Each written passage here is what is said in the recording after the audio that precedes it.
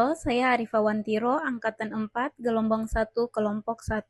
Pada hari ini banyak pembelajaran yang saya dapatkan tentang wawasan kebangsaan, nilai-nilai bela negara, dan isu kontemporer. Wawasan kebangsaan dapat diartikan sebagai konsepsi cara pandang yang dilandasi akan kesadaran diri dan lingkungannya di dalam kehidupan berbangsa dan bernegara.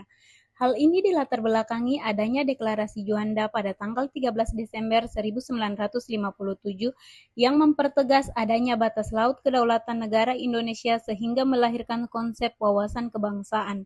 Wawasan kebangsaan bagi aparatur sipil negara adalah cara pandang dan sikap yang dilandasi kesadaran sebagai warga Indonesia yang memahami dan mengamalkan nilai-nilai dasar bangsa dalam setiap aspek kehidupan dan tugas sehari-hari. Makna ini tidak sekedar pengetahuan melainkan juga sebagai aktualisasi nilai moral dan etika dalam bekerja dan bermasyarakat. 4 konsensus dasar berbangsa dan bernegara yaitu Pancasila, Bhinneka Tunggal Ika, Negara Kesatuan Republik Indonesia, dan Undang-Undang Dasar 1945.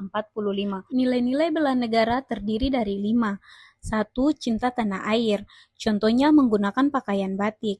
2. Kesadaran berbangsa dan bernegara. Contohnya kita harus berangkat ke kantor tepat waktu. Ketiga, setia kepada Pancasila sebagai ideologi negara. Contohnya menghargai pendapat dan mampu bekerja sama. Keempat, rela berkorban untuk bangsa dan negara. Contohnya membantu rekan kerja yang mengalami kesulitan. 5. Kemampuan awal bela negara. Contohnya olahraga teratur seperti jogging, senam. Bela negara bagi seorang auditor berarti menyumbangkan kemampuan profesional untuk kepentingan masyarakat dengan cara menjaga keakuratan data, memberikan pelayanan publik yang transparan dan cepat, serta menjaga integritas dalam setiap proses audit. Dalam konteks pekerjaan kami, hal itu bisa diwujudkan dengan menjaga kerahasiaan data auditi dan memastikan data yang kami kumpulkan digunakan untuk kepentingan audit. Selanjutnya, isu kontemporer.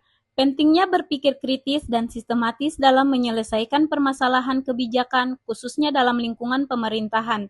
Saya belajar bahwa tidak cukup hanya mengidentifikasi isu secara permukaan, tetapi juga perlu menganalisis akar permasalahannya, aktor yang terlibat, serta alternatif solusi yang realistis. Masalah atau topik yang sedang hangat dibicarakan dan terjadi pada masa kini, contohnya bencana banjir di Aceh. Salah satu teknik analisis isu yaitu teknik fishbone diagram atau diagram tulang ikan dalam menganalisis isu. Melalui teknik fishbone, saya jadi lebih memahami bahwa setiap masalah pasti memiliki akar yang bisa digali. Dalam fishbone diagram, sangat penting melakukan brainstorming dengan tim.